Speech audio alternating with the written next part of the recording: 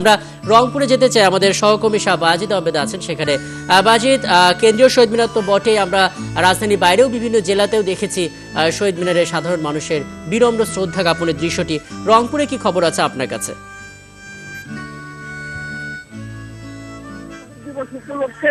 রংপুরের সকল রাস্তা মিলিত হয়েছে এই রংপুরের যে পাবলিক লাইব্রেরি মাঠ কেন্দ্রীয় শহীদ মিনার, আর সেখানে সকাল থেকে উপচে পড়া মানুষের ঢল, বিশেষ করে শিক্ষা প্রতিষ্ঠানের ছাত্রছাত্রী এবং নানা শ্রেণী পেশার মানুষ সহ বিভিন্ন সামাজিক, রাজনৈতিক এবং সাংস্কৃতিক সংগঠনের নেতাকর্মীদের ভিড় এই শহীদ মিনারে। তারা একে একে আসছেন এবং এখানে ফুলের যে শ্রদ্ধা আর শহীদদের প্রতি যারা ভাষার জন্য প্রাণ দিয়েছেন তাদের আত্মার শান্তি কামনা করে তারা এই শহীদ বেদিতে ফুল দিয়ে শ্রদ্ধা জানাচ্ছেন।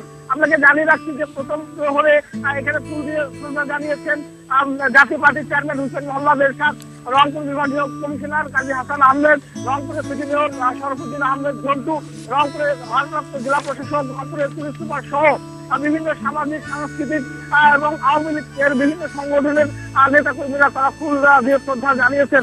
এবং আপনি এখনো নিশ্চয়ই দেখতে পাচ্ছেন যে এখানে কিন্তু উপচে পড়া মানুষের ভিড় রয়েছে, বিশেষ করে নতুন প্রজন্ম তারা এখানে এসে ফুল দিয়ে শ্রদ্ধা জানাচ্ছেন এবং তারা বাংলা ভাষার যে ইতিহাস, ঐতিহ্য আর সেটি নানাভাবে তারা তুলে ধরছেন। এবং রাকিব, একটি বিষয়, এই যে শহীদ মিনারে, সেই শহীদ মিনারে এবং আশেপাশে কিন্তু এই যে লম্বা লাইন আমরা দেখছি, তারা এক একে আসছেন এবং তারা ফুল দিয়ে শ্রদ্ধা জানাচ্ছেন এবং এই যে বাংলা ভাষার জন্য যারা প্রাণ দিয়েছেন, সালাম, বরকত, জব্বার, আর তাদের আজকে এই মহান ভাষা দিবস, আন্তর্জাতিক মাতৃভাষা দিবস এবং শহীদ দিবসে তারা নতুন প্রজন্ম সেটি তারা নিজের বুকে ধারণ করে বাংলা ভাষাকে তারা বিশ্বের বুকে পরিচিত করাতে চান। এবং রাকিব, এই যে অর্থাৎ দিনভর রংপুর কেন্দ্রীয় শহীদ মিনার একটি ব্যস্ত সময় কাটাবে।